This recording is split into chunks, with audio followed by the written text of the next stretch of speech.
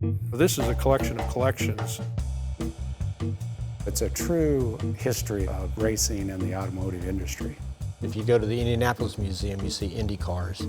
You go to the Drag Racing Museum in Florida, and you see drag cars. Here we have a wide variety of early racing history. Speedy Bill Smith and his wife Joyce are perhaps best known as the founders of America's oldest speed shop, Speedway Motors. But for Bill, cars were more than just his job. Bill started collecting pieces when he was 14 years old, so that would have been about 1943 or so. My dad would get frustrated because he wanted to show off his stuff. He was proud of what he collected. And I think some of his buddies finally got on to him about having all this stuff back in a warehouse. Nobody got to see it, and everybody that did see it said, Bill, you ought to have a museum. You ought to show the world what you've done. And in 1992, he did take that step. The museum quickly outgrew its original location. So in June of 2001, the collection premiered in its current location on Sun Valley Boulevard in Lincoln. I'd call him an entrepreneur. His love was cars, and what he was always looking for was a way to make money doing something with cars. He bought his first car when he was 14. He turned it into a business called Bill's Hauling. There's a great photo of my dad in that truck. He was a great businessman, but I don't think he ever had the vision that the museum could be even bigger or more important than Speedway Motors. Starting with early engine development, the museum guides you through the history of the automobile and the racing industry. It begins at the turn of the century and progresses through to current technology. We're always getting in new items, and so we're always changing the floor plan little by little. The artifacts are selected based on what we need to tell the story about. We have about 32,000 documented in the system right now. Some of them are as small as a pair of earrings, and some of them are as big as a Duesenberg automobile. Some of these things go back to the 1910s. I mean, they're 100 years ago. It's almost like being a forensic detective sometimes. I mean, you're looking for clues anywhere you can find them. Bill's initial intent was to tell the story about how the engines were used. We found one particular engine that was in the bottom of a farm pond.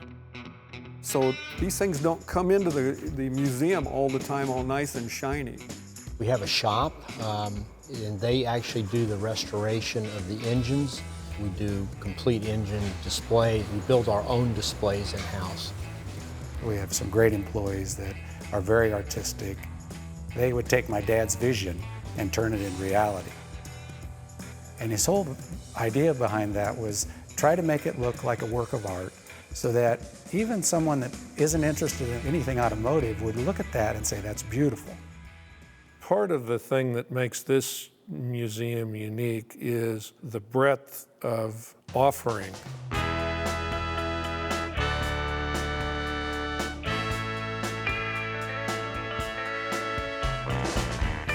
We have 120 cars in the collection, and we have everything from midgets to sprint cars, Indy cars, custom cars. We have 600 engines in the collection.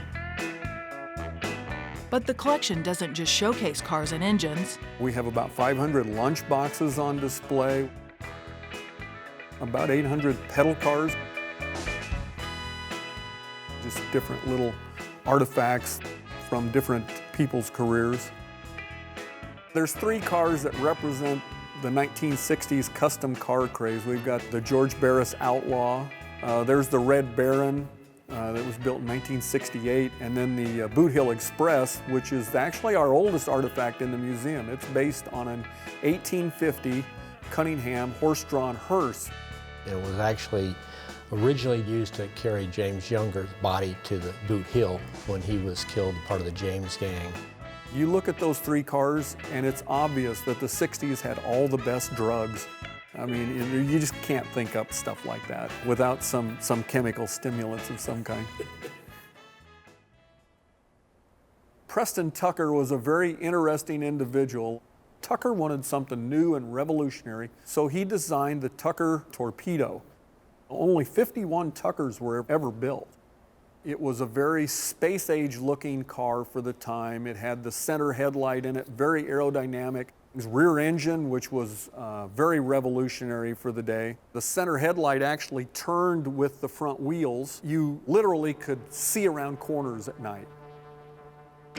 John McKeegan, who's the curator here at the museum, built a race car to run at the Bonneville Salt Flats. I kind of got roped into going to the Salt Flats in 1986. The mistake I made was buying a rule book, because you look through the rule book and you say, oh, that's a pretty soft record. We ought to be able to set that. And so we pretty much designed the car on a napkin at break time at work. We raced it for 22 years, and I could tell you how many times. I had to drive it 3 times. I know that. The last record we set was 323 miles per hour. Still has two records right now. And that's good. That means it's not easy.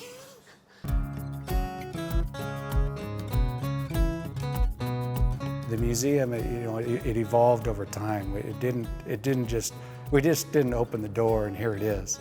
And it just keeps evolving, and to this day it's still evolving. Bill and Joyce dedicated their entire lives to tell the stories of the automotive industry. Now their 4 sons plan to carry on that legacy for years to come. The importance of any kind of museum is to preserve the history. We really are interested in being able to tell the next generations.